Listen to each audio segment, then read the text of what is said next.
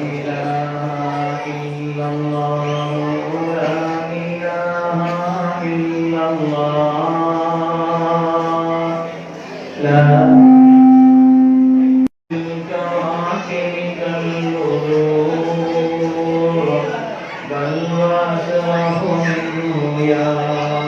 سيدي خير النبي لا إله إلا الله لا إله إلا الله لا إله إلا الله محمد بسم الله الرحمن الرحيم الحمد لله العظيم القدرة والشان شديد البطش والبرهان حافظ الدين والقرآن ما شاء الله كان ما لم يشاء لم يكن لا حول ولا قوة إلا بالله إن أريد إلا الإصلاح ما استطعت وما توفيقي إلا بالله عليه توكلت وإليه أنيب سبحانك لا علم لنا إلا ما علمتنا إنك أنت العليم الحكيم قال الله سبحانه وتعالى في القرآن الحميد بسم الله الرحمن الرحيم والآخرة خير وأبقى وقال النبي صلى الله عليه وسلم إن الله يعطي الدنيا من يحب ومن لا يحب ولا يعطي الدين إلا من أحب أو كما قال عليه الصلاة والتسليم கண்ணியத்திற்கும் மிகுந்த மேன்மைக்குரிய சிறப்பான இந்த நிகழ்ச்சியினுடைய தலைவர் அவர்களே, இங்கே முன்னே வைத்துக் கொண்டிருக்கக்கூடிய மேன்மைக்குரிய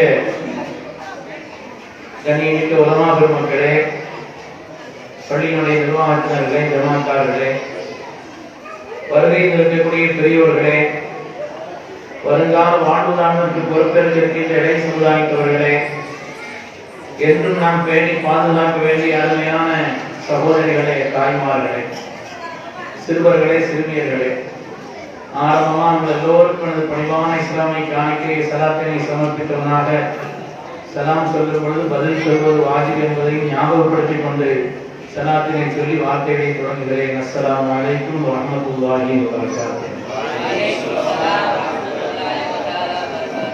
பெரிய மாநாடு மாதிரி ஒரு பெரிய கூட்டம். சமயக்குரியவர்களே, இதற்கு முயற்சித்தவர்களுக்கெல்லாம் அல்லாஹ் சிறந்த கூலியை தந்திருவானாக. பங்கேற்ற நமக்கும் அல்லாஹ் தன் பேரவனை நசீபாக்கி வருவானாக.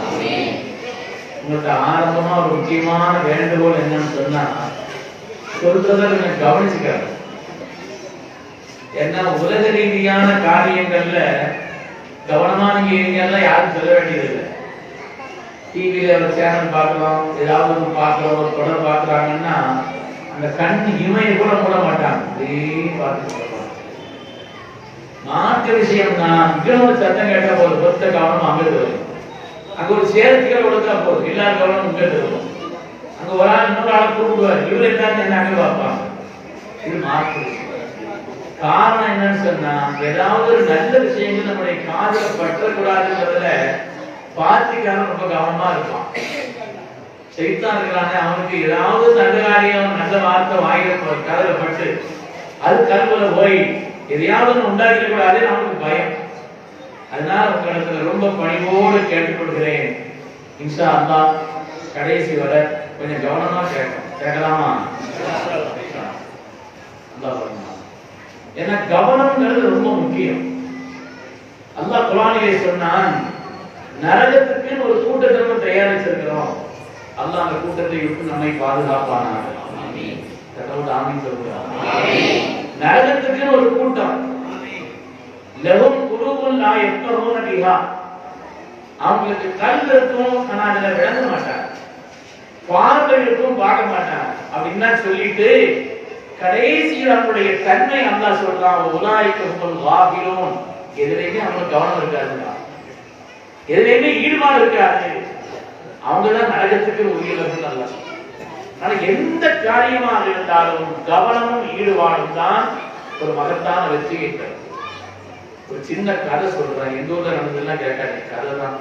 ஒரு ஊர்ல நடக்கல, ஒரு கதை. ஒரு ஆள் ஒரு குதிரை வளர்த்தார். ஒரு குதிரை வளர்த்தார். அந்த குதிரை எப்படின்னு சொன்னா அல்ஹம்துலில்லாஹ் ஓடும், அல்லாஹு அக்பர்னு நின்றும். அல்ஹம்துலில்லாஹ் சொன்னா என்ன செய்யுங்க, அல்லாஹு அக்பர்னு நின்றும்.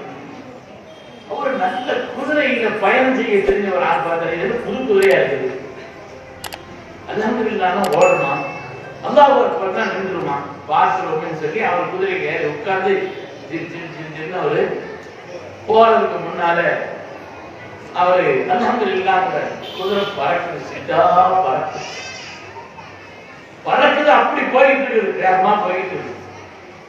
ஒரு பெரிய அகலபாதாளமான குழி ஒன்று வருது, பெரிய பள்ளம் ஒண்ணு வருது.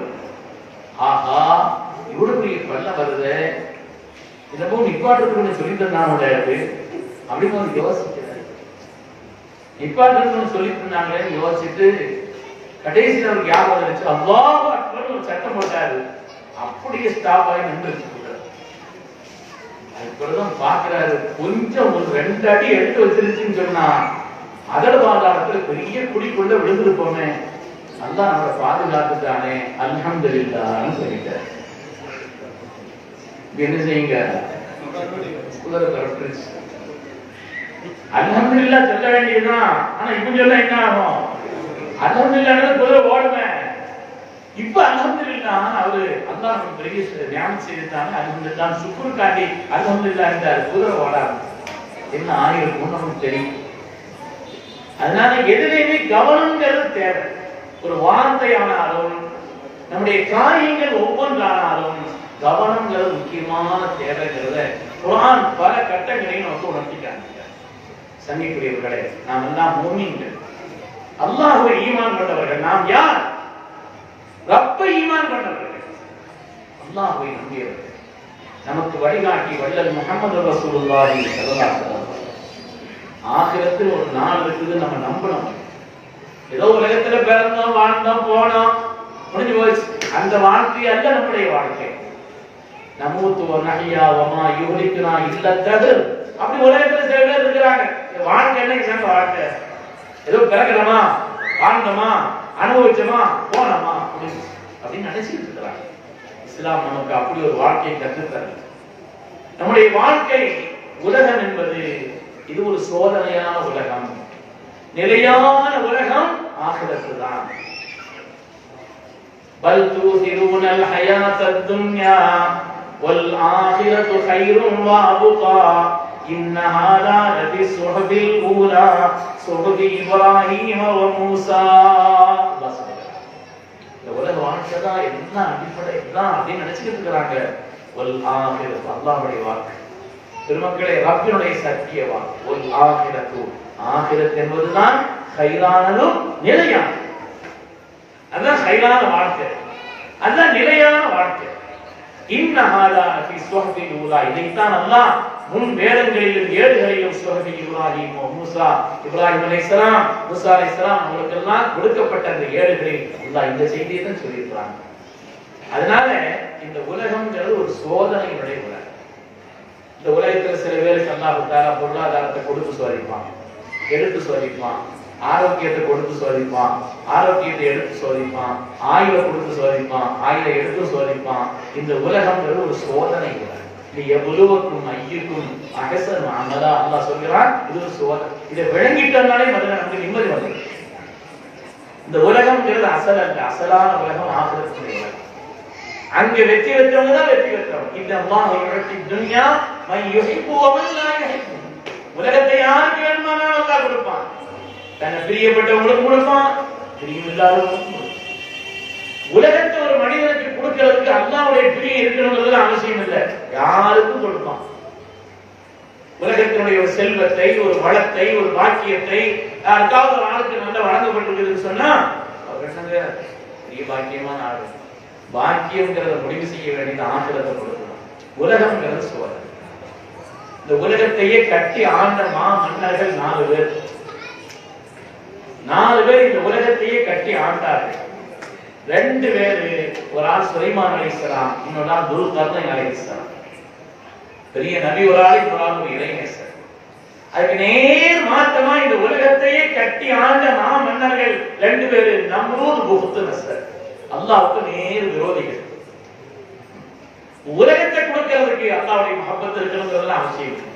ஆனால் வலா யுத்தி தீன இல்லாம நடந்த ஒரு ஆளுக்கு மார்க்கத்தின்படி நடப்பதற்கு அல்லாஹ் ஒரு நசீபை தந்திருக்கிறான். அல்லாஹ் அல்லாஹ் அல்லாஹ் அல்லாஹ் சொல்லி காலத்தை கழிக்கிறாரு, ஈமானோடு வாழ்றாரு, பரிசுத்தமான வாழ்க்கையோடு இருக்கிறாரு, வேண்டுதலாக இருக்கிறாருன்னு சொன்னா அல்லாஹ் அவர் மீது மஹப்பத் வச்சிருக்கிறான். அல்லாஹ் நம்மை அந்த கூட்டத்தில் கபூல் செய்திருவான்.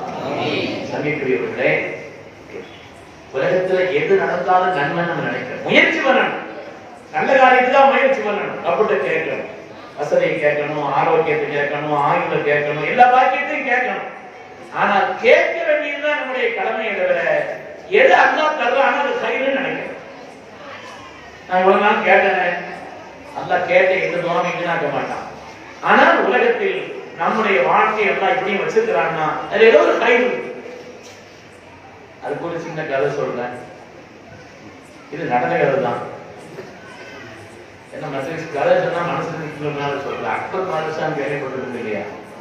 கேள்விப்பட்டிருக்கீங்க. அவரும் தீனையில ஐந்து எனக்கு ஆரம்பிச்சு நிறைய கேட்டெல்லாம் பண்ணார். அது இருக்கட்டும். இந்த அக்பர் பாதுஷாவுக்கு பீர்பல்னு ஒரு ஆளு, ஒரு மந்திரி இருந்தார். நல்ல ஆலோசனை சொல்ற ஆள் இருப்பார். எங்கேயானா அவரை கூட கூட்டு போவாரு, நல்ல ஆலோசனைகள் சொல்லுவாரு, கேட்பாரு. அப்படிப்பட்ட ஒரு நிலை. அவர் ரொம்ப புத்திசாலி, விவரமான ஆளுக்கு இருப்பார். ஒரு தடவை வேட்டையாடுறதுக்காண்டி போனாராம். போகும் பொழுது பீர்பலை கூட கூட்டு போறாரு. அப்படி வேட்டையாடுவதற்காக போன நேரத்தில் எங்கிருந்தோ வந்த ஒரு அம்பு இந்த பீர்பலினுடைய இந்த மந்திரி அரசனுடைய கையில விரல்ல தச்சு அது ரெண்டாயிடுச்சு. கை விரல் வந்து துண்டாயிடுச்சு, பாதிக்கப்பட்டு அப்படி வடிந்து ஒரு. அந்த நேரத்தில் பக்கத்துல பீர்பல் ஒரு திண்டுக்கு மேல, கிணத்தினுடைய திண்டுக்கு மேல நின்றுட்டு இருந்தார். அக்பர் பாதுஷா சொன்னாரா, பாருங்க என் கை இப்படி விரல் துண்டிக்கப்பட்டு ரத்தம் வழிந்தோடுங்க அப்படின்னு சொன்னாரா. பீர்பல் சொன்னாரா, அதுல ஏதோ ஒரு கயிறு இருக்குன்னு சொன்னாரா, அதுல ஏதோ ஒரு நன்மை இருக்குன்னா.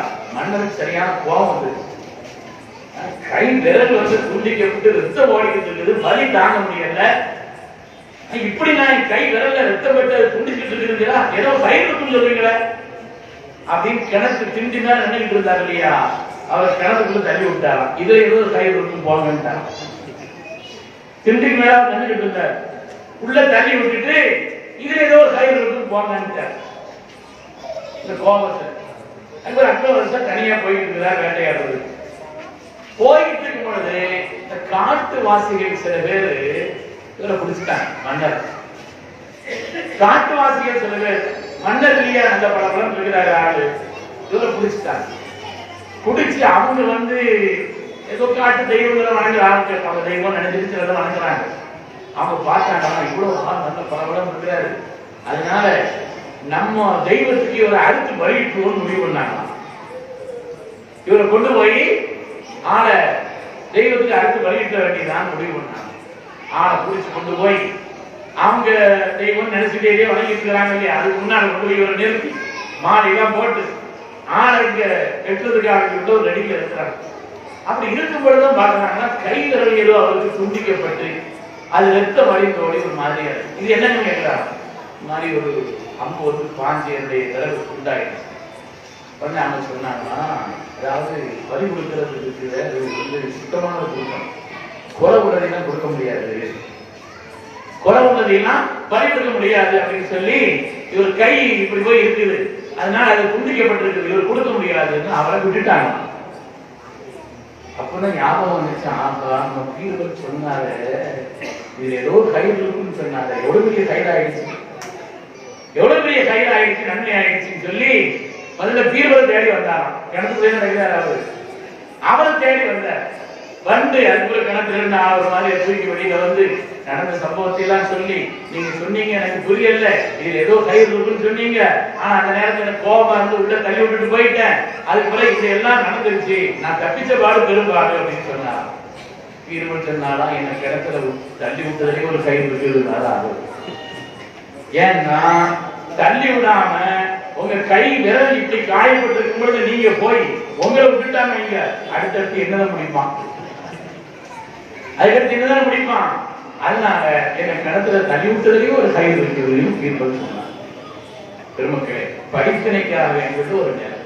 நாம் அந்தாண்ட கேட்கணும், எல்லா காரியத்தையும் கேட்கணும். நீ இந்த ஹயாத்தை கேட்கணும், நிறைவான ஆசியத்தை கேட்கணும், வளமான செல்வத்தை கேட்கணும், சிறந்த கல்வி அறிவு கேட்கணும், ஒழுக்கத்தை கேட்கணும், எல்லா பாக்கியங்களையும் அந்தாண்ட கேட்கணும். அல்லாஹ் அவருக்கு எது கயிறாக கொடுக்கும், அது கைராக பொருந்தி கொள்ளக்கூடிய ஒரு உள்ளம். அதுதான் இந்த சோதனை உலகத்தினுடைய அடிப்படையான விஷயம். நிலையான வெற்றி ஆகிரத்துடைய வெற்றி. யாரா இருந்தாலும் துன்யா விட்டு ஒரு நாள் போய்தான் ஆகும். நமக்கு முன்னால எவ்வளவு பேர் இருந்தாங்க, எவ்வளவு பேர் இருந்தாங்க. துன்யா விட்டு நாம் விரும்பினாலும் விரும்பாவிட்டாலும், ஆசைப்பட்டாலும் வெறுத்தாலும், மௌத்து பற்றி பேசினாலும் பேசாட்டாலும் ஒரு நாள் துன்யா விட்டு போய்தான் ஆகும். وَلَوْ كَانَ فِي الدُّنْيَا بَقَاءٌ لِسَاكِنِيهِ لَكَانَ رَسُولُ اللَّهِ فِيهَا مُخَلَّدًا وَمَا أَحَدٌ يَنْجُو مِنَ الْمَوْتِ سَالِمًا وَسَهْمُ الْمَنَايَا قَدْ أَصَابَ مُحَمَّدًا. இந்த பூமிக்கு மேல யாராவது நிரந்தரமாக இருக்கிறது, அது கயிறு என்று அல்லாஹ் நாடி இருந்தால், அப்படி இருப்பதற்கான முதல் தகுதியும் முழு தகுதிக்கும் சொந்தக்காரர்கள் நமது உயிரினும் மேலான கண்மணி முஹம்மது ரசூலுல்லாஹி. ஆனால் சஹ்முல் மனாயா கத் அஸாப முஹம்மதா, அந்த மரணத்தினுடைய பிடி நாயகத்தையும் கொடுத்தது. அதனால இந்த உலகத்தை விட்டு நாம் ஒரு நாள் அல்லாஹ் நமக்கெல்லாம் நீண்ட ஹயாத்தை தரணும், நீண்ட ஹயாத்தை தந்துவிட வேண்டும். ஆமீன் சொல்லுங்க. ஆனால் இந்த உலகத்தை விட்டு ஒரு நாள் போராட்டம் செய்யணும். நிறையான ஆகிரத்துல வெற்றி பெறணுமானா வாழும் இந்த உலகத்தை ஒழுக்கம் உள்ளதாக, பரிசுத்தம் உள்ளதாக, அல்லாஹ்வுக்கு பொருத்தமானதாக. 4 பேர் பார்க்கிறது என்ன சொல்றாங்க போறாங்கிறது இல்லை, நம்ம மனசை அல்லாஹ்ட்ட ஒப்படைச்சு வாழ்த்தோம்னு சொன்னா இந்த துன்யால நம்ம வெற்றி பெற்றவர்களா. அதுல ஏராளமான பெருங்கள் இருக்கிறாங்க. அவங்களுக்கு முதல்ல சில விஷயங்களை நான் சொல்லி நேரத்தினுடைய சூழ்நிலை தான் கடைசியா பொதுவாக சில செய்திகளையும் சொல்லி நான் முடிக்கிறேன். வாழ்க்கையில வெற்றி பெற்ற எந்த ஆண்களாக இருந்தாலும் இது ஒரு பொது நியதி. வாழ்க்கையில வெற்றி பெற்ற, உயர்வை பெற்ற, ஒரு உயர்நிலை அடைந்த எந்த ஆண்களாக இருந்தாலும் அந்த ஆணின் வெற்றியின் பின்னணியில நிச்சயமா ஏதோ ஒரு பெண் இருப்பாங்க. இது உலகம் ஏற்றுக்கொண்ட உண்மை. ஒரு ஆண் மகத்தான வெற்றி பெறாருன்னு சொன்னா அந்த வெற்றியினுடைய பின்னணியிலே நிச்சயமாக ஒரு பெண் இருப்பார். தாயாக, மனைவியாக, சகோதரியாக, நாம் பெற்றெடுத்த பிள்ளையாக. வாழ்க்கையில யாரெல்லாம் ஆண்கள் உயர்நிலை அடைந்திருக்கிறார்களோ, அடைகிறார்களோ, அவர்கள் நிச்சயமாக அந்த வெற்றியினுடைய பின்னணியிலே ஏதோ ஒரு பெண் தாயாக, மனைவியாக, சகோதரியாக, பெற்ற பிள்ளையா, மகளா. அருமையானவர்களே, உதாரண உலகத்தில் நிறைய சொல்லணும். நாம இன்னைக்கு அந்த காலத்திலே மாத்திரம் இந்த காலம் அப்படிதான். நான் ஆரம்பத்துல மளிகை கடையில தான் வேலை பார்த்தேன். ஹோட்டல்ல கிளீனிங் வேலை தான் நான் பார்த்தேன். சென்னையில ஹோட்டல்ல கிளீன் பண்றது, சப்ளை பண்றது கூட இல்லை, கிளீன் பண்றது அப்படின்னா அதெல்லாம் வாங்கிட்டு பல நிலைகள். அதனால ஹோட்டல்ல இன்னைக்கு கையில 6 கிளாஸ் டீ குடிப்பாரு, 6 கிளாஸ் மொத்தமா கையில தூக்குவாங்க. ஹோட்டல்ல வேலை பார்த்ததுனால அந்த பழக்க அனுபவம் இருக்கு. நல்ல பார்சல் போடுவோம், மளிகை கடையில் வேலை பார்த்ததுனால நல்ல பார்சல் போடுவோம். நீங்க சரி எவ்வளவு பெரிய பார்சலும் சின்ன கால் படிக்கிறது சரி, அழகா படிப்போம், எந்த விதமான ஓட்டைகளா தெரியும் படிக்க தெரியும். ஆனா என் வாழ்க்கையில இந்த மாற்றம் ஏற்பட்டதுக்கான காரணம் என்னன்னு சொன்னா, என்னுடைய தாயாருடைய தாயார், அவங்க துவா. என்னுடைய தாயார் சொல்லியிருக்கிறாங்க, எங்க ஊர்ல உமருடைய அலிசான ஒரு அதிர்த்து இருந்தாங்க. அவங்க மக்கள்கிட்ட பயான் செய்வாங்க. அந்த பேசுற அந்த கூட்டம் அப்படியே லைத்து போய் இருக்கும். அதை பார்த்த என்னுடைய தாயாருடைய தாயார் துவா செய்திருக்கிறாங்க, யாருதான் என் பிள்ளைக்கு இப்படி ஒரு வாய்ப்பை தரணும் துவா செய்யறாங்க. அவங்களுடைய ஒரு துவா செய்யறாங்க. நாம் இந்த உயரத்தை பெற்றிருக்கிறோம், அல்லாஹ்வுடைய நாட்டாது. ஆனால் காரணம் பின்னால் ஒரு பெண் இருக்கிறார். நான் ஒரு மளிகை கடையில வேலை பார்த்துட்டு இருந்தேன். எப்படி அந்த மளிகை கடையில் வந்து தெரியுமா? சொந்த கதை சோழ கதை சொல்ல நினைக்காதீங்க, வாழ்க்கையில படிக்கிறதுக்காக சொல்றேன், வேற நோக்கம் இல்லை. வேட்மானகர்னு ஒரு ஊர், நீங்க தூத்துக்குடி மாவட்டத்தில் இருக்கு. அந்த பேட்மா நேரத்தில் ஒரு மளிகை கடையை வேலை பார்த்துட்டு இருந்தேன். அவர் தான் ஊர் தலைவர் கூட, ஊர் நாட்டாம அவர் தான். அவர் கடையில தான் நான் வேலை பார்த்தேன். அந்த ஊர்ல ரொம்ப உயரத்துல ஒரு நகரா இருக்கு. அந்த நகரா அப்படின்னு சொன்னா ஊர் கூட பக்கத்துல இருக்கிறவங்களோட அவ்வளவு கேட்காது. ஆனா ஊர் சுத்தி பகுதியிலே அந்த நகரா சட்டம் கேட்கும். அந்த ஊர்ல ஒரு பழக்கம் உண்டு. பக்த நேரத்திலையும் தொழுக நேரத்திலையும் நகரம் அடிச்சு ஒரு 5 நிமிஷம் கழிச்சு வாங்க சொல்லுவாங்க. யாராவது இறந்து போனாலும் நகரம் அடிப்பாங்க. யாராவது இறந்து போனாலும் ஊருக்குள்ள கேட்கணும் இல்லையா, நகரம் அடிப்பாங்க. ஒரு ஆண்களா வந்து யாருன்னு கேட்பாங்க, புத்தகத்துல கேட்பாங்க, நான் சொல்லுவேன். அந்த பள்ளியாசு மாதிரி ஒரு தடவை நினைச்சிருந்தா வெளியில ஒரு வேலையா போனேன். நான் கடையில மளிகை கடையில் நிக்கிறேன் இல்லையா, என்னை பார்த்து ராஜா கொஞ்சம் நேரம் அடிச்சது வாங்க சொல்லி இப்போ நம்ம வெளியே போறேன். நான் வாங்க சொல்லுவேன். அதனால சரின்னு எடுத்து சொல்லிட்டு போயிட்டேன். நான் வந்து பாக்குறேன், நேரம் ஆயிடுச்சு, நகரம் அடிச்சுட்டேன். நகரம் அடிச்சு சின்ன பிள்ளைங்க நகரம் குசியா அடிப்போம். நகரம் அடிச்சாச்சு. அடிச்சு முடிச்சுட்டு வாங்க சொல்றதுக்காக கீழே வந்தா இவர் வந்துட்டார். அவர் நிக்கிற சரி அதான் வந்துட்டார வாங்க சொல்லிக்கிறாருன்னு சொல்லிட்டு நான் போயிட்டேன். பாத்திக்காரரு கொஞ்சம் காது கொஞ்சம் கேட்கறது கம்மி. மாதிரியாரு அந்த ஊர் மாதிரியாரு இந்த பேட்மானத்தோட அவர் என்ன செஞ்சாரு, மேல போய் திருப்பி நகரம் அடிச்சுட்டாரு. தொழுகை நேரத்துல 2வது நகரம் அடிச்சா யாரும் இறந்துட்டாங்கன்னு அர்த்தம். தொழுகை இல்லாத நேரத்துல ஒரு நகரம் அடிச்சா யாரும் இறந்துட்டாங்கன்னு அர்த்தம். தொழுகை நேரத்துல அடிச்சு முடிச்ச 2வது நகரம் அடிச்ச உடனே யாரும் இறந்துட்டாங்கன்னு நினைப்பாங்க. நான் அனுபவத்தை நினைச்சுக்கிட்டேன். கடைக்கு போயிட்டேன், மளிகை கடைக்கு போயிட்டேன். அங்க நிக்கிறாங்க, ஒரு ஆளா வர சொல்லி சார் யார் இறந்து போனாங்க. அவர் கேட்க கேட்க முஸ்தூலி என்னதான் முளைக்கிறாரு.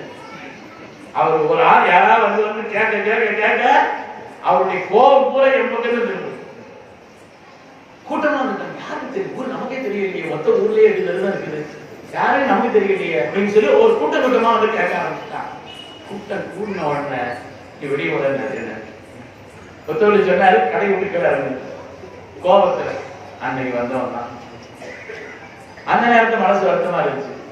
வேலை செய்து இருந்த கடையில இருந்து சம்பளத்தை விட்டுட்டு இங்க இருந்து போறவன், வீட்டுக்கு வேற திட்டு வாங்குறவன் அப்படின்னு எல்லாம் இருந்துச்சு. ஆனா அல்லாஹ் தஆலா வேற ஒரு வேலையை செய்ய வைக்கிறதுக்காக வேண்டி தாயாருடைய துஆவை கொண்டு அதுக்குள்ள இப்படி ஒரு சம்பவத்தை நடக்க வச்சு, அந்த சம்பவம் நடக்கும் மனசுக்கு கஷ்டமா தான் இருந்துச்சு. ஆனா அல்லாஹ் தஆலா அதுக்கு பிறகு வேற ஒரு நிலையை ஆக்கி வைக்கிறானா. அதனால இந்த உலகம்ங்கிறது சோதனை, அது ஒன்றும் குறைஞ்சு போயிடல. அருமையானவர்களே, அதனால நம்ம செய்யற முயற்சிகள் தான் செய்யணும். அல்லாஹ் கொடுக்கிறது பொருந்திக்கணும். சொல்ல வந்த விஷயம் என்னன்னா, எந்த ஆணினுடைய வாழ்க்கையின் வெற்றியிலையும் அதனுடைய பின்னணியிலே நிச்சயமாக ஒரு பெண் தாயாக, மனைவியாக, சகோதரியாக, நம்முடைய மகளாக. இதோட தாய்மார்கள்ட்ட எல்லாம் என்னை ஈண்டெடுத்த ஒரு தாய் போல் நினைத்து உங்களிடத்தில் கேட்கிறேன், நீங்கள் அப்படிப்பட்ட ஒரு பெண்ணாக இருக்கிறார்.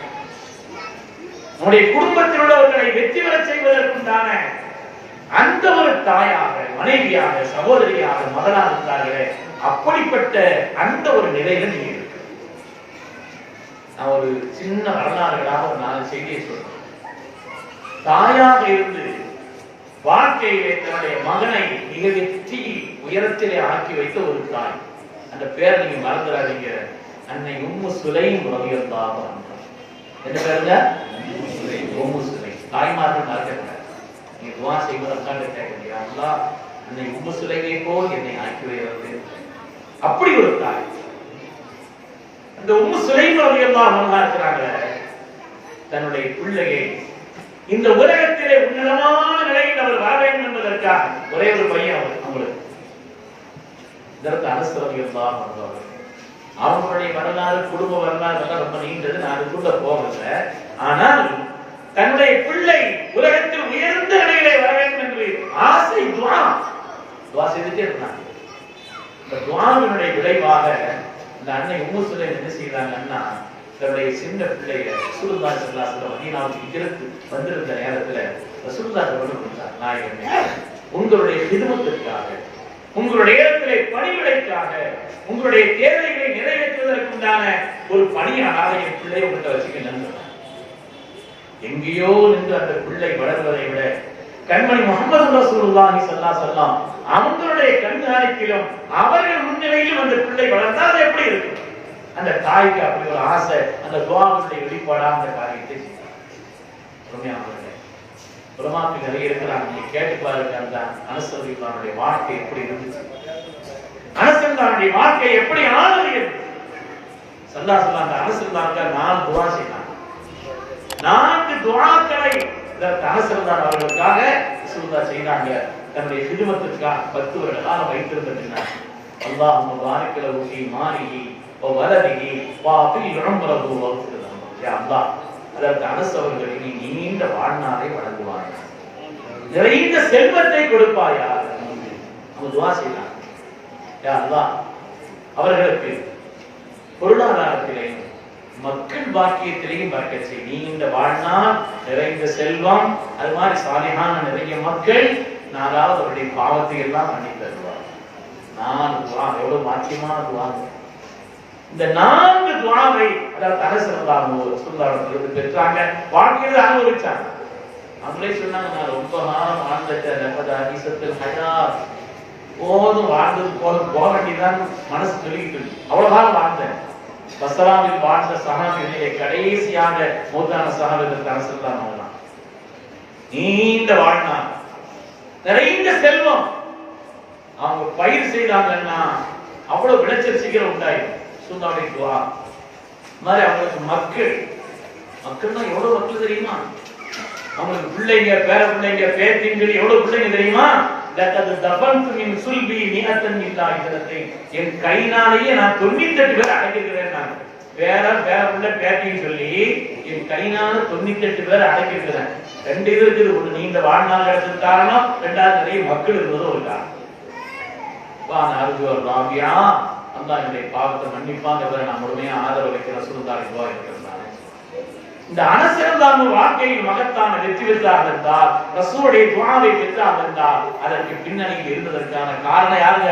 அவங்க பேர் என்னங்க? ஞாபகம், தாய்மார்கள் ஞாபகம்.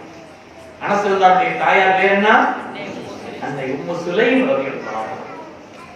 அருமையான தாய்மார்களே, நீங்க பிள்ளை சாப்பிடலன்னு போடப்படுறீங்க, இதற்கு ஓதி பாருங்க, பிள்ளைக்கு என்ன செய்யுங்க, இதை சாப்பிட மாட்டேங்கிறாங்க, அதெல்லாம் கவலை தான். தாய் மாதிரி பிள்ளைய, தாய் பெற்றோர்கள் பிள்ளைகள் நீங்க கவலைப்படும் மாதிரி யாரும் பட மாட்டாங்க, அவ்வளவு கவலைப்படுவாங்க. அந்த பிள்ளை நல்லபடியா இருக்கணும்னுங்கிறதுக்காகவே அவருடைய உலக ரீதியான காரியங்களில் கவனம் போல அவருடைய ஆகிரத்தை வெற்றி பெற வேண்டும் என்பதற்காகவே நீ கவலை. வாழ்க்கையில் வெற்றி பெற்ற யாரை வேண்டுமானாலும் எடுத்துக் கொள்ளுங்கள், அந்த வெற்றியினுடைய பின்னணியிலே நிச்சயமா ஒரு ஆணின் வெற்றியின் பின்னணியில் ஒரு பெண் இருப்பார். நான் அடிக்கடி பல இடங்களில் சொல்லக்கூடிய செய்தி தான் இமாம் புகாரி ரஹ்மத்துல்லாஹி அலைஹி. அல்லாஹ்வுடைய வேதத்திற்கு பின்னால் இந்த உலகத்தில் ஆதாரபூர்வமான ஒரு கிரந்தத்தை நமக்கு தந்தவர்கள் இமாம் புகாரி ரஹ்மத்துல்லாஹி, முஹம்மது பின் இஸ்மாயில் புகாரி ரஹ்மத்துல்லாஹி. அந்த இமாம் புகாரி ரஹ்மத்துல்லாஹி அவர்கள் தன்னுடைய தாய், அவங்களுடைய தாயார் சொல்றாங்க, என் பிள்ளை பிறக்கும் பொழுது பார்வை இல்லாம பிள்ளை பிறந்தாங்க, ஆனா பார்வை. இந்த தாய் எல்லாம் கதறுகிறார், அப்பே என் பிள்ளையை நான் கருவிலே சுமந்திருக்கும் பொழுது ஹலாலான உணவை தவிர நான் வேற எதையும் உண்டதில்லை. எப்பொழுதுமே நான் குர்ஆன் ஓதுவதில் ஈடுபட்டிருந்தேனே, நல்ல சிந்தனையில் இருந்தேனே. ஆனால் என்னுடைய பிள்ளை எதிர்காலத்தில் மிகப்பெரிய ஒரு சமூக சீர்திருத்தவாதியாக, நன்மையான காரியங்களுக்கு முன்னோடியாக என் பிள்ளை வரணும்னு நான் ஆசைப்பட்டேன். ஆனா இப்படி பார்வையெல்லாம் வந்துட்டாரு சொல்லி அழுதார்கள். ரப்பிடத்தில் கேட்டார். 2 வருஷம் புகாரியுடைய விரிவுரைக்கு வருது, 2 வருஷ காலம். அதற்கு பிறகு இந்த தாயினுடைய கனவில் அல்லாஹ் தஆலா அதற்கு இப்ராஹிம் அலைஹிஸ்ஸலாமை தோன்ற செய்து இந்த தாய்க்கு அல்லாஹ் சோபனம் சொன்னான், தாயே உங்களுடைய கவலையினால், உங்களுடைய அழுகையினால் அல்லாஹ் அவனுடைய பிள்ளைக்கு கண்ணொளியையும் கல்வின் ஒளியையும் கொடுத்தான் என்று சோபனம். தாய் இவ்வளவு மகத்தான ஒரு துஆவை செய்ததனுடைய விளைவுதான் இன்று இமாம் புகாரின்னா துன்யால எல்லாருக்கும் தெரியதான் செய்யும். புகாரிங்கிறது ஒரு ஊருக்கு பேர், ஊரை சார்ந்தவர்கள். புகாராங்கிற ரஷ்யாவோட புகாரா இந்த ஊரை சார்ந்தவர்கள். இமாம் புகாரி உலகமெல்லாம் அறியப்படுகிறார் என்று சொன்னால் அவங்க பார்வை இல்லாமல் இருந்தாங்க. அவங்களுடைய உயர்வுக்கு காரணம் உண்டு. தாய்மார்கள் என்று பார்த்தால் ஏராளமான நிகழ்ச்சி சொல்லலாம். அது மாதிரி வாழ்க்கையினுடைய வெற்றிக்கு, ஒரு ஆணுடைய வெற்றிக்கு மனைவி மிக முக்கியமானது. மனைவியினுடைய பங்களிப்பு முக்கியம். நான் ஒரே என்னையே சொல்லிட்டு இருக்கேன் நினைக்காது. இன்னைக்கு கூட சுத்திக்கிட்டு இருக்கிறோம்னா வீட்டு வேலைய, வீட்டினுடைய காரியங்களை ஒழுங்கா என்னுடைய துணைவியா பார்க்க போய் தான் நம்ம ஊர் சுத்த முடியும். அவங்க பிள்ளைகளை மற்ற காரியங்களை எல்லாம் ஒழுங்கா கவனிச்சுக்கிற காரணத்தினாலதான் நாம நிம்மதியா எங்க போக வர முடியும். அந்த மனைவியினுடைய பங்களிப்புங்கிறது சாதாரணமானது. சங்கையான தாய்மார்களை உங்களிடத்தில் நான் கேட்கிறேன், அப்படிப்பட்ட சிறந்த மனைவியாக நீங்க உங்களுடைய கணவருக்கு இருக்க. உலகத்தில் அப்படி ஒரு சிறந்த உதாரணம் நிறைய சொல்லலாம்னாலும் அன்னை கதிஜா நாயகியை போல வேற ஒரு உதாரணம் சொல்லவே முடியாது. கதிஜா நாயகி சொன்னா சொல்றது எவ்வளவு தெரியாது. தீன் உலகத்தில் நிலைவருவதற்கு காரணம் அல்லாஹ்வுடைய ரசூல் இஸ்லாம் என்ற உன்னதமான நெறியை உலகத்தில் கொண்டு வந்த நேரத்தில் அந்த இஸ்லாம் என்ற உன்னதமான நெறியை கை நீட்டி முதலில் வாங்கக்கூடிய பாக்கியத்தை பெற்றவர்கள் அன்னை கதிஜா அம்மா. ஒரு பெண்ணுக்கு தான் அல்லாஹ் கொடுத்தார்.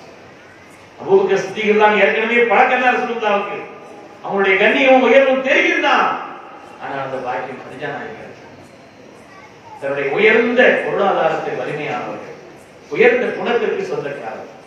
ஸல்லல்லாஹு அலைஹி வஸல்லமுக்கு அந்த இளமையான நேரத்திலே தங்களுடைய அனுபவம், தங்களுடைய கல்வி, தங்களுடைய முதிர்ச்சி, வியாபாரத்தினுடைய உயர்நிலை, பொருளாதார எல்லாத்தையும் ஸல்லல்லாஹு அர்ப்பணிச்சாங்க. ஒரு தடவை ஸல்லல்லாஹு அலைஹி வஸல்லம் அவங்கள்ட்ட ஆயிஷா நாயகி சொல்லிட்டு இருந்தாங்க, ஒரே அந்த கேள்வி பற்றி பேசிட்டே இருக்கிறீங்கன்னு சொன்னாங்க. நான் இறந்த பின்னாலும் கூட சொல்லாத எப்பொழுதுமே கதிஜா கதிஜான்னு சொல்லுவான். வீட்டுல ஒரு நல்ல சாதனா வச்சா கதிஜா நாயனுடைய தோழிமாருக்குலாம் கொஞ்சம் கொடுத்து விடுமான்னு சொல்லுவாங்க. அது கொஞ்சம் தோழிமாருக்குலாம் வீட்டுல நீ கரிசனா வச்சிருக்கோம், கறி அவங்க தோழிமாருக்குலாம் கொடுத்து விடுறது. எப்போ பார்த்தாலும் கதிஜா கதிஜான்னு சொல்லிட்டு இருக்கிறீங்களே, அதை விட அல்லாஹ் ஒரு சிறந்த பகரத்தை உங்களுக்கு தரலையான்னு கேட்டாங்களாம். சின்ன வயசு அபூபக்கர் சித்திக்குடைய மகன், மார்க்கத்தை இந்த உலகத்திற்கு சமூகத்திற்கு கல்வியை சொன்னதிலே உன்னதமான ஒரு பெண் ஆயிஷா நாயகி. அதனால அவங்க சொன்னாங்க, அல்லாஹ் அதை விட ஒரு சிறந்த பகரத்தை தரலையான்னு சொன்ன உடனே ஸல்லல்லாஹு அலைஹி வஸல்லம் அழுதாங்க. ஆயிஷா வல்லாஹி மா கபரனி அல்லாஹ் கைரன். ஆயிஷா அல்லாஹ் நீ சத்தியம் விட்டு சொல்கிறேன், கதீஜாவை ஒரு சிறந்த பகரத்தை ரப்ப எனக்கு தரவே இல்லை.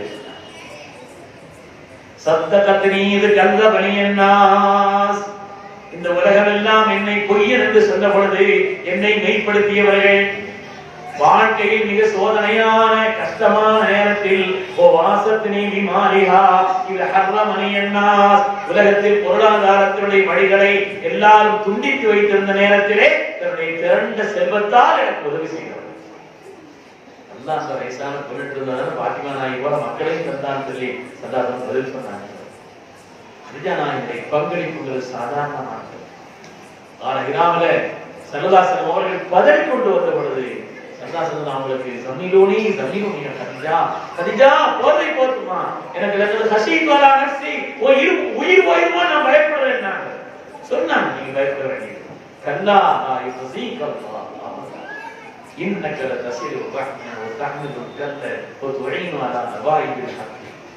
நாங்கள் கவலைப்பட வேண்டியது அல்லாஹ் உங்களுக்கு ஒரு குறையும் வைக்க மாட்டான், ஒரு குறையும் அல்லாஹ் உங்களுக்கு வைக்க மாட்டான்.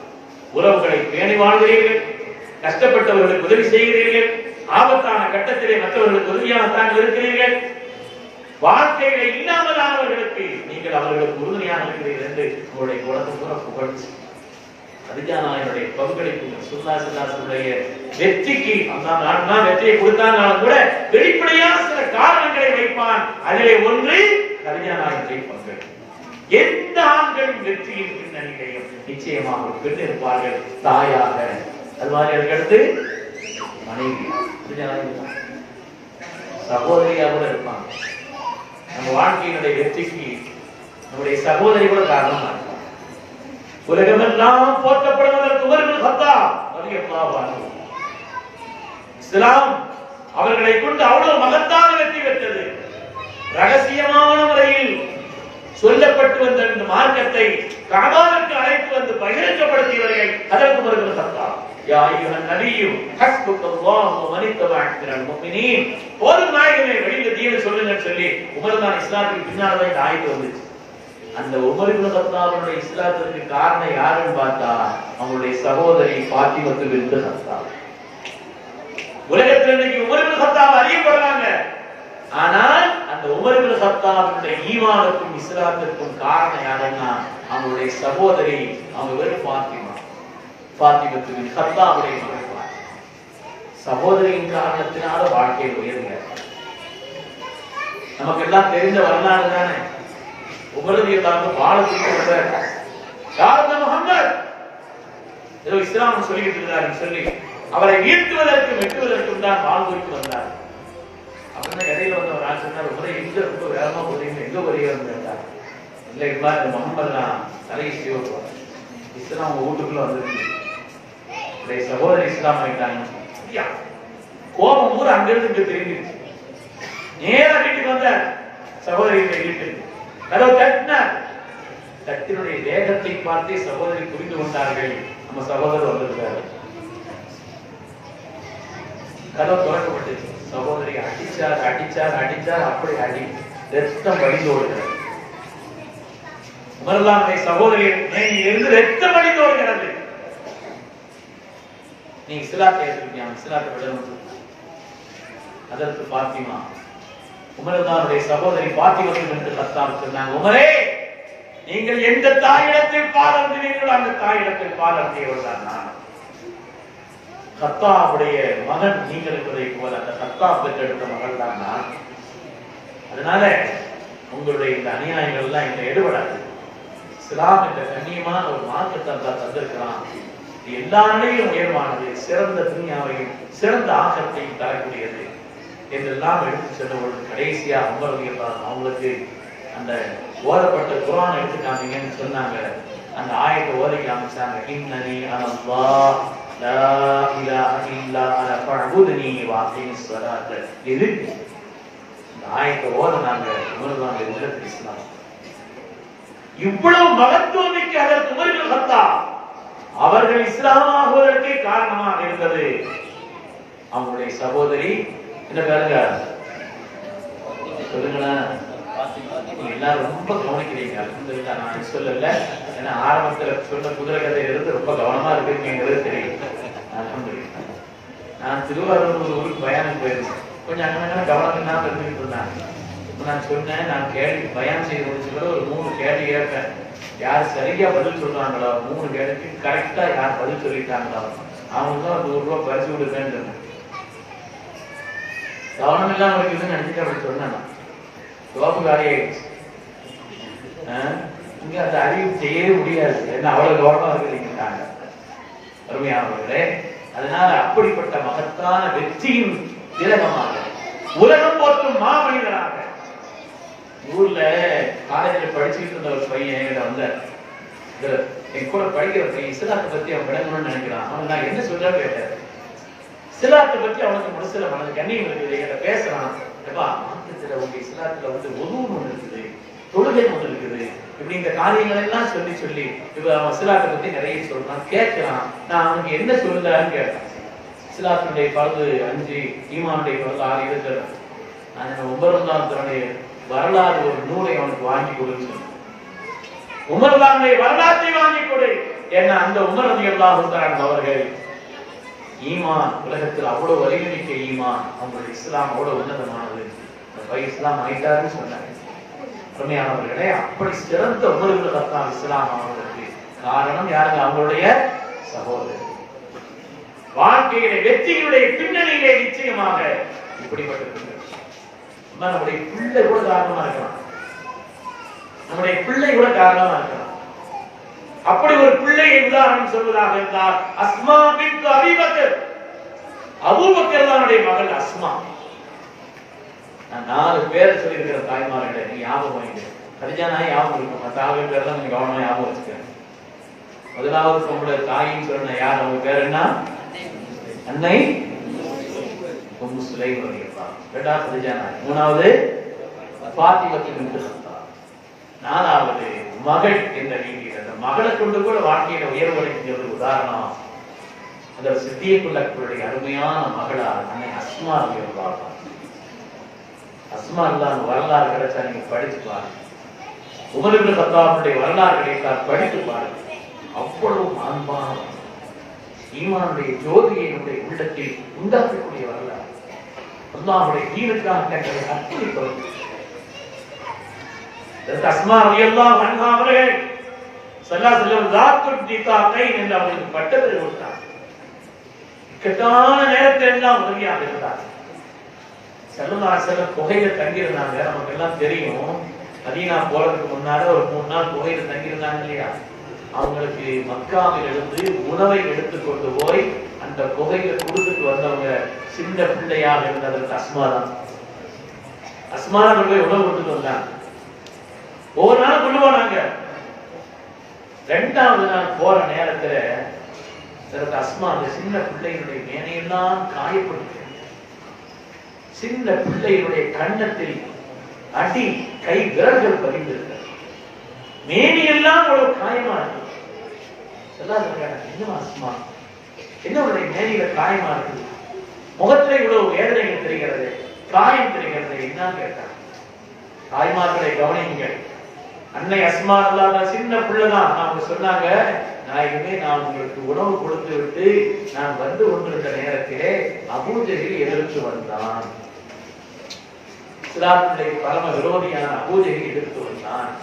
சின்ன பிள்ளை என் தலையை பிடிச்சு உலுக்கி எங்க போயிட்டு வரேன்னு கேட்டாங்க. எங்க போயிட்டு வரேன்னு கேட்டாங்க. அமைதியாக இருந்தேன். முகமது அவர்கள் எங்கோ பதுங்கி இருக்கிறார், உனக்கு தெரிந்திருக்கிறது, நீ அங்க போயிட்டு வர்ற மாதிரி எனக்கு தெரியும், உண்மையை சொல், எங்க போயிட்டு வர? என்ன அதட்டினான், என்னை அதட்டினான், அடித்தான், வேதனை செய்தான். நான் சொன்னேன், என்னப்பா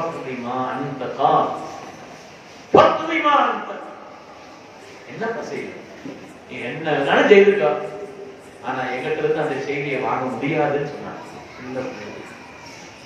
குர்ஆன்ல அல்லாஹ் இந்த வார்த்தையை எங்க சொல்றான்னு சொன்னா, மூசா அலைஹிஸ்ஸலாத்து வஸ்ஸலாம் அவங்க சூனியக்காரர்கள் உட்கார்ந்து இருக்கிற நேரத்துல மூசா அலைஹிஸ்ஸலாத்து வஸ்ஸலாமுக்கு முன்னால சூனியக்காரர்கள் எல்லாம் அந்த கம்பத்துக்கு போட்டாங்க, பாம்பாச்சு.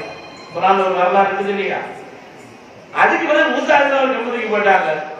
இந்த கம்பும் பாம்பாயி எல்லா பாம்பு மாதிரி விரைவில் எழுதி சாப்பிட்டுருச்சு. அவங்களுக்கு தெரிஞ்சிருச்சு, ஆகா நாம தான் சூனியம் பண்ணி இருக்கிறோம், அவர் அல்லாஹ்வுடைய ஒரு அற்புதத்தை வெளிப்படுத்துறாரு தெரிஞ்சிருச்சு.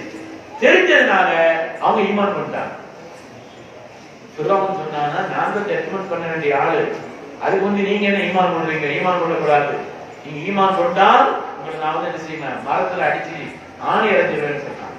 அந்த நேரத்தில் ஈமான் கொண்ட அவர்கள் சொன்ன பதில் அல்லாஹ்வுடைய ஈமானுக்கு உதாரணமாக சொல்லக்கூடிய வார்த்தை, ஃபக்திமா அந்த கால் இன்னமா தகுதி ஆகிற ஹயாத்த துன்யா. மேபா நீ என்ன வேணாலும் செய்ய, என்ன செய்யல இந்த உலக வாழ்க்கையில எனக்கு சில நஷ்டங்களை உண்டாக்கலாம், என்னுடைய ஆகிரத்தை உண்டாக்கி இருக்க முடியுமா, என்னுடைய ஈமானை உனக்கு ஏதாவது செய்ய முடியுமான்னு சொல்லி அந்த சூனியக்காரர்களாக இருந்து ஈமான் கொண்டவர்கள் பதில் சொன்னார்களே, அந்த பதிலை சொன்னார்கள் யாருங்க? அஸ்மா தாய்மார்கள். நான் உங்களுக்கு ரொம்ப வீட்டை விரும்பல. அல்ஹம்துலில்லாஹ் அந்த ஊர்ல நிறைய உலமாக்கள் இருக்கிறாங்க, பல பகுதிகளிலும் தீனுடைய செல்வத்தை செய்து கொண்டிருக்கிறார்கள். அவர்களெல்லாம் நீங்கள் பெற்ற செல்வங்கள் தான்.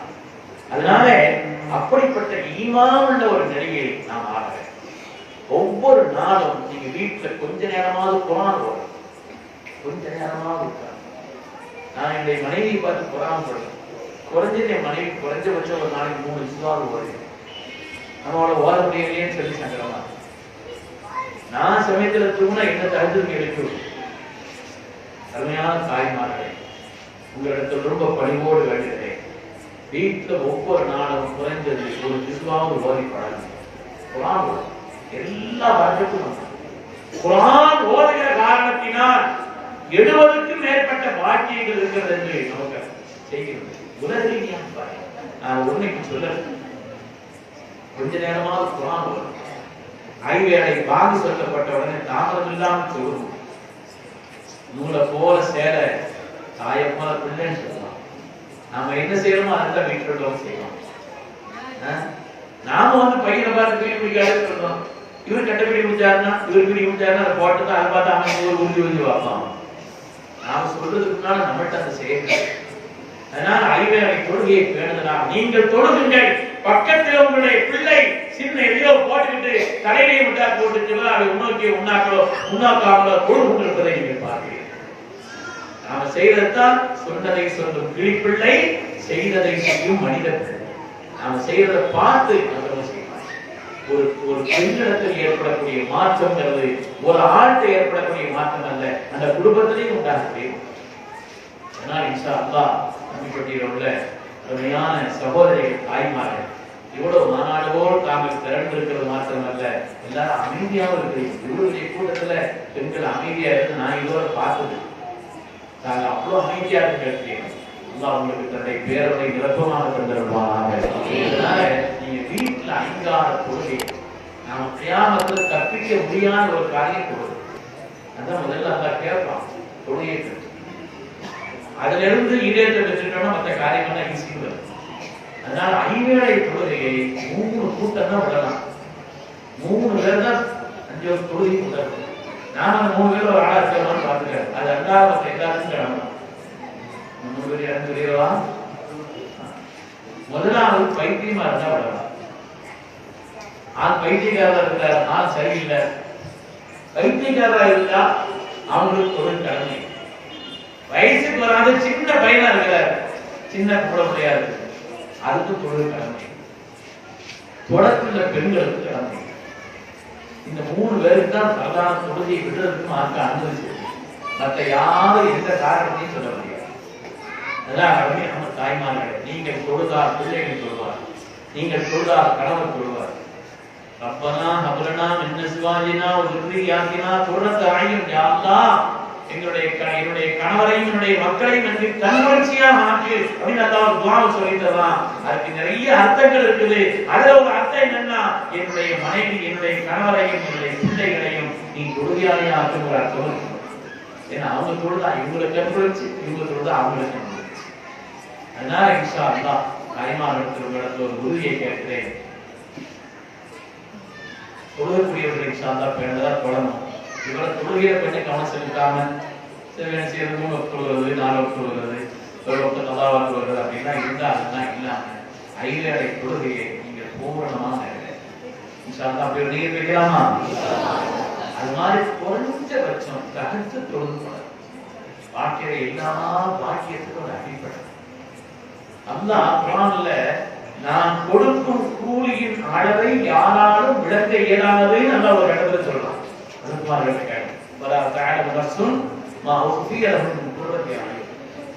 நான் கொடுக்கக்கூடிய கூலியின் அளவை, இவ்வளவு கூலி கொடுக்கிறேன், அதனுடைய அளவை யாராலும் தெரிய முடியாதுன்னு சொல்லலாம். அது எதுக்கு பாரமா சொல்றாங்கன்னா தஹஜ்ஜுத் பாரம். தஹஜ்ஜுத்ங்கிறது சுபஹ் பாங்க சொல்றதுக்கு ஒரு 5 நிமிஷத்துக்கு முன்னால தொழுதால், ஒரு ரக்காத் தொழுதுக்கு 2 ரக்காத் பாங்க சொல்லிட்டா கூட தஹஜ்ஜுத். குறைஞ்சது ஒரு 2 ரக்காத், கூடுதலா ஒரு 8 ரக்காத், வாய்ப்பு இருந்தா 5 பரவான தொழுகை முதல்ல கவனம் செலுத்துங்க. யார் சுண்ணத்துல அதிகம் கவனம் செலுத்துறாங்களோ பரவு தப்ப, பரவ மட்டும் கவனம் செலுத்திட்டு இருந்தா ஏதாவது ஒன்று அடிச்சு தொழ வேண்டியது வந்துடும். அதனால இன்ஷா அல்லாஹ் 5ஆவது தொழுகை நீங்க பேருதா தொடங்குங்கிறத முதலில் உங்களுக்கு பணிவோடு வேண்டுகிறேன். அது மாதிரி வீட்டுல கொஞ்ச நேரமாவது தொழலாம். நிறைய துவா செய்யுங்க. உள்ள உலகி ரப்படத்தில் துவா செய்யக்கூடிய ஒரு பழக்கத்தை வைத்துக் கொள்ள வேண்டும். அது மாதிரி இங்க ஆண்களும் தாங்க நிறைய சேர்ந்துக்கிறீங்க, இளைஞர்களும் நிறைய இருக்கிறீங்க. ரொம்ப சந்தோஷமா இன்னைக்கு இளைஞர்களை நாம இப்ப இடங்கள்ல பார்க்க முடியும். இந்த தீனுக்காக தங்களை அர்ப்பணித்த அந்த இளைஞர்கள், இந்த தீனை உலகத்தில் தூக்கி நிறுத்துவதற்கான தங்களை கொடுத்தவர்கள், வாலிபர்கள் நாம் உதவி செய்யப்பட்டிருக்கிறது. வாலிபர்களை கொண்டு அல்லாஹ் எனக்கு அந்த நேரத்தை கொடுத்த இளம் வயதுடையவர்களை கொண்டுதான் இந்த தீனுக்கு மகத்தான ஒரு உதவி கிடைத்தது என்று சொல்லக்கூடிய அளவிற்கான அருமையான இளைஞர்கள். இன்னைக்கு உலகத்தினுடைய போக்கு நம்ம ஆக்கிடக்கூடாது. உலகம் எப்படியோ போயிட்டு இருக்குது, அந்த போக்கு நாம் ஆயிடக்கூடாது. நாம் எல்லாம் அல்லாஹ் ஈமான் செல்வத்தை தந்திருக்கிறான், இஸ்லாம் என்ற ஒரு வாக்கியத்தை தந்திருக்கிறான். அதனால எப்படியோ ஒரு வாழ்க்கை, மனம் போல வாழ்க்கை, அப்படி ஒரு வாழ்க்கை நம்ம வாழ்க்கை, அப்படி ஒரு வாழ்க்கை நம்ம வாழ்க்கணும். இந்த உலகத்துல இளம் வயதில் எப்படி இருக்கிறோமோ அதை கொண்டுதான் வாழ்க்கையினுடைய வெற்றியும் வீழ்ச்சியும். இளம் வயசுல எப்படி இருக்கிற நம்ம கிராமத்துல பழக்கத்துல சொல்றோம் இல்லையா, 5 விளையானது ஆரம்பத்தில் பார்த்தாலே 4 பேருடைய நல்ல துஆவுக்கு அருகதை உள்ளவர்களா நம்மை ஆக்கிவிட்டார். அருமையான இளைஞர்களே, அருமையான சிறு பிள்ளைகளே, உங்களிடத்தில் ரொம்ப பணிவோடு வேண்டுகிறோம், ரொம்ப அன்போடு கேட்டுக்கொள்கிறோம். இன்றைய உலகத்திலே இஸ்லாமிய இளைஞர்களை இணைத்து பெரியவர்கள் குருமாக்கள் நாங்கள் ரொம்ப கவலைப்படுறோம். போதைக்கு அடிமைப்பட்டிருக்கிறார்கள், பெண்களுக்கு காதலுக்கு அடிமைப்பட்டிருக்கிறார்கள், போதைக்கும் போனுக்கும் காதலுக்கும் அடிக்கப்பட்டிருக்கிறார். ஒரு பையன் இருந்து போன ஒரு நாளைக்கு வாங்கி வைக்க முடியுமா? எதை வேணாலும் விட்டுருவான், போனை வாங்கி வைக்கிறது. வாழ்க்கையை இழந்த மாதிரி நினைக்கிறான். கொஞ்ச நேரம் டவர் கிடைக்காட்டா வரத வருத்து, கொஞ்ச நேரத்துல போன் டவர் கிடைக்காம சுத்திட்டே இருந்தா அவன் வரத வருத்து வச்சுக்கிறான். பாவம், என்ன வேலை என்ன பிறக்கும் பொழுதே போனோட பிறகு வந்த மாதிரி இருக்கு. இன்னைக்கு நினைக்கிறேன் கவலைப்படாது. நாம நம்முடைய நர்ஸை விட நமக்கு ஈமான் தெரியும். இன்னைக்கு நம்மை வீணான கவனத்தில் ஆழ்த்துவதிலே. காலையில் ஒரு செய்தியை பேசும்பொழுது உஸ்தாமார்கள் சொன்னார்கள், எனக்கு தெரிந்த அனிமா முஸ்தமாதர் சொன்ன செய்தி சொல்லி முஸ்தமாதர் சொன்னது சொன்னார். ஒரு பையனுடைய போனை அவனுடைய பெற்றோர்கள் ரொம்ப வச்சுக்கிட்டே இருக்கிறான், வேற வேலையை பார்க்க மாட்டேங்கிறான், வாங்கி ஒரு நாள் வச்சாங்களாம். அவன் கோபத்தினுடைய உச்சத்துல என்ன செய்யறதுன்னு தெரியல. வீட்டுல இருந்த அந்த சரியான வீடு 200 பவுன் நகை தூக்கி போயிட்டான். வீட்டை விட்டு போயிட்டான். செய்தது என்ன, கண்டிச்சது என்ன? இந்த போனை வச்சு என்ன செய்யறான், தேவையில்லாத வேற வேலை பார்க்க மாட்டேங்கிறான். நீங்கள் வீட்டிற்கு உறுதுணையாளர்களாக, நம்முடைய பெற்றோர்களுக்கு உதவியாளர்களாக இருக்கிறோம். நான் வீட்டுக்கு என்ன செய்யறேன், வீட்டுக்கு சின்ன வயசுல இருக்கும் பொழுது வீட்டுல நான் தான் தண்ணி அடிச்சு கொடுப்பேன். இன்னும் நான் வீட்டு வேலைகளை பார்ப்பேன். அப்படியா வீட்டுக்கு நானே பார்க்கறது நினைக்கிறேன். இன்னும் நான் வீட்டு வேலைகளை பார்க்க செய்யும். வீட்டுல ஏதாவது வேலை இருந்து நாம ஃப்ரீயா இருந்தா அந்த நேரத்துல இருந்தா தேங்காய் திருவி அப்படி செய்யறது நம்ம என்னென்ன செய்யணும் செய்து கொடுக்கலாம். அது துணியாவும் வேலை பார்க்கலாம், வீட்டு வேலை மட்டும் பார்க்க மாட்டேங்கிறான். யார் வேலை சொன்னாலும் கேட்கலாம், அம்மா வேலைக்கு நம்ம அம்மாவுக்கு போயிடலாம். துணியாவும் வேலை பார்த்துட்டு அடையலாம், வீட்டு வேலைகளை செய்ய மாட்டேங்கிறான். வீட்டுக்கு உறுதியாளா இல்ல, ஒரு கடைக்கு போகணும்னு சொன்னா போக மாட்டேன். ஒரு நிலைப்பா அருமையான இடத்திலே உங்களுடைய இந்த இளமை பருவங்கிறது மிக முக்கியமான இளமை பருவம். 40 வயது வரை உள்ள இந்த காலகட்டம்ங்கிறது மிக மிக முக்கியமானது. இந்த நேரத்துல ஒரு ஆளு இந்த இளம் வயதில் வேடுதலாக இருந்தார், ஒடுக்கமாக இருந்தார், மகத்தான வெற்றியை பெற்று விட்டார் என்பதில் எந்த விதமான சந்தேகம். இந்த இளம் வயது தியானத்தினுடைய நாளையிலே ஒரு மனிதனிடத்தில் 4 கேள்வி கேட்கப்படும். ஹதீஸ்கள் லா யஸாலு கதமா அப்தின் ஹத்தா யஸ்அல அர்பஇன். தியானத்தில் அல்லாஹ் 4 காரியத்தை குறித்து கேட்பான். உடைய வாழ்நாளை குறித்து கேட்பான். அதேபோல உங்களுடைய பொருளாதாரத்தை எப்படி சம்பாதித்தாய், அது தனி கேள்வி. பொருளாதாரத்தை எப்படி செலவழித்தாய், இது ஒரு கேள்வி. அந்த கேள்விகள்ல தனி கேள்வி வன் சபாபிஹி ஃபீமா அபுலா, உடைய வாலிபத்தை எப்படி கழித்தாய். வலிமை உள்ள காலம், நினைத்ததை செய்து முடிக்கக்கூடிய அளவுக்குள்ள ஆற்றல் உள்ள காலம். உடல்ல வலிமை இருக்குது, செய்வதற்கான சக்தி இருக்குது, செய்து முடிக்கணுங்கிற ஒரு கேட்ட மனசுல இருக்குது. வயசான செய்யணும்னு ஆசை இருக்கு, செய்ய முடியாது. ஒரு வேலை செய்யணும்னு ஆசை இருக்கும், அந்த வேலை செய்ய முடியாது. சின்ன பிள்ளையா இருந்தாலும் செய்ய முடியாது. அல்லாஹ் சொல்லுகிறான், ஒரு பலகீன 2 கட்டம் பூவத்து வலிமையான காலம். சல்வான செல்வர் சொல்வார்கள், வாழ்க்கையை நீங்க பாக்கியமாக கருதுங்கள். இது தனி முகாம்சம் சொல்ல காம்சம். வாழ்க்கையில நீங்க ஒரு பெரிய பாக்கியமாக கருத வேண்டிய காலத்திலே ஒன்று சபாபக கபல ஆரம்பிக்க, உன்னுடைய வயோதிகத்திற்கு முன்னால் வாலிபத்தை நீ பாக்கியமாக கருது. பாக்கியமாக ஆக்குன்னு அந்த நேரத்தில் நல்ல சம்பாதிக்கணும், குடும்பத்தை கவனிச்சுக்கணும், விவாதத்துல கவனமா இருக்கணும், நம்முடைய வலிமையையும் சக்தியையும் வீணடித்து விடக்கூடாது. இன்னைக்கு இந்த முஸ்லிம் சமுதாயத்தை கோடையாக ஆக்குவதற்காக, அவர்களை பல நிலைகளில் இயலாமையில் ஆக்குவதற்காக, குழந்தை விடுவதற்கான சக்தி கூட இல்லாமல்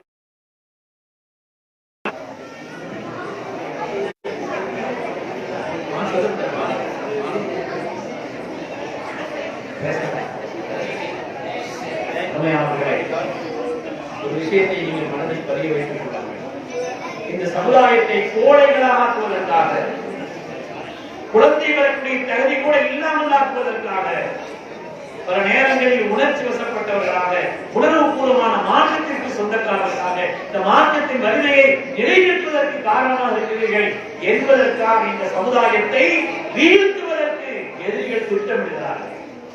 அதில் ஒன்றுதான் இந்த போதை. நான் உங்களிடத்தில் ரொம்ப அன்போடு வேண்டுகிறேன், ரசூலுல்லாஹி ஸல்லல்லாஹு அலைஹி வஸல்லம் அவங்க சொன்னாங்க, இந்த ஒரு விஷயத்தை கேட்டு நான் உங்களுக்கு சொல்றது கேட்டேன். ரசூலுல்லாஹ் சொன்னாங்க, யாருக்கு வேணாலும் உங்க பிள்ளையை கல்யாணம் பண்ணி கொடுங்க, ஆனா குடிகாரனா இருக்கிறான், போதை உள்ளவனா இருக்கிறான்னு சொன்னா அவனுக்கு உங்க பிள்ளையை கல்யாணம் பண்ணி கொடுத்தாங்க. எவ்வளவு கருணை உள்ளவனுங்க. அவங்க சொல்றாங்க, உங்க பிள்ளை நாசமாக்கிறாரு. போதைக்கு தொடர்புள்ளவனாக இருந்தால் நோய் வாய்ப்பட்ட அவனை விசாரிக்காதீங்க, அவனுக்கு உங்க பிள்ளையை கல்யாணம் பண்ணி கொடுக்காதீங்க, இறந்த ஜனாதால கலந்துக்காதீங்க அப்படின்னு சொல்றாங்கன்னா எல்லா தீமைகளுக்கும் இது காரணம். சொல்றவங்க யார்? நமக்காக தன்னை அர்ப்பணித்தவர்கள், இந்த உம்மத்திற்காக தங்களை அர்ப்பணித்த சொல்றாங்க. எல்லா பாவங்களுக்கும் அது வந்துருச்சு. போதையினுடைய தன் ஒரு ஆட்டம் வந்துருச்சுன்னா எல்லா பாவமும் ஈஸியா எல்லாத்தையும் செய்யும். அதனால நீங்கள் நான் சொல்றதை நீங்க சொல்லுங்க. நான் சொல்ல போறது ஒன்றும் இல்லை, அல்லாஹ் மீது சத்தியமாக நாங்கள் இந்த போதையினுடைய வாழ்நாளை எந்த காலகட்டத்திலும் ஏற்று பார்க்க மாட்டோங்கிற ஒரு உறுதி செய்யலாமா? அல்லாஹ் மீது சத்தியமாக எங்களுடைய வாழ்நாள் வரை போதைக்கு எந்த வகையிலும் நாங்கள் ஆகிவிட மாட்டோம்.